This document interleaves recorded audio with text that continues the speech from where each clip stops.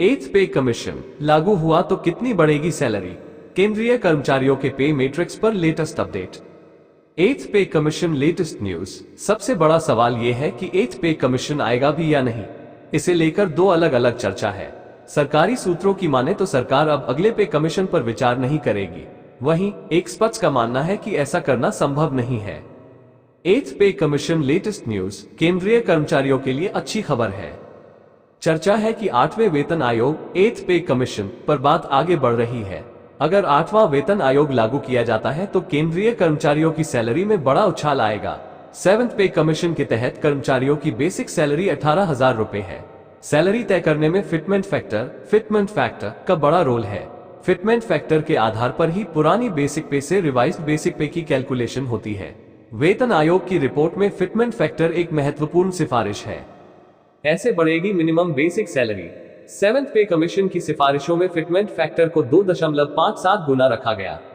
इसी आधार पर केंद्रीय कर्मचारियों की सैलरी रिवाइज की गई। आंकड़ों को देखें तो 7वें वेतन आयोग में सबसे कम सैलरी हाइक मिला था। हालांकि बेसिक सैलरी 18,000 रुपए कर दी गई।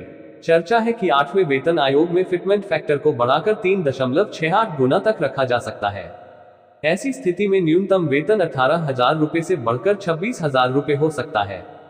क्या 8वां वेतन आयोग आएगा? सबसे बड़ा सवाल यह है कि एथ पे कमीशन आएगा भी या नहीं। इसे लेकर दो अलग अलग चर्चा है। सरकारी सूत्रों की माने तो सरकार अब अगले पे कमीशन पर विचार नहीं करेगी। वहीं एक्सपर्ट्स का मानना है कि ऐसा करना संभव नहीं है। अभी एक सिस्टम बना है, उस सिस्टम को अचानक से खत्म नहीं किया जा सकता। दूसरी बड़ी वजह है कि 8वें वेतन आयोग के आने में अभी वक्त है। अगला वेतन आयोग की टाइमलाइन 1 जनवरी 2026 से लागू हो सकती है। ऐसे में अभी काफी वक्त है। पे मैट्रिक्स पर कितनी बढ़ेगी सैलरी? पे लेवल मैट्रिक्स पे मैट्रिक्स 1 से केंद्रीय कर्मचारियों की न्यूनतम सैलरी 26,000 से शुरू हो सकती है। इसी क्रम में पे मैट्रिक्स लेवल 18 तक सैलरी में वृद्धि होगी।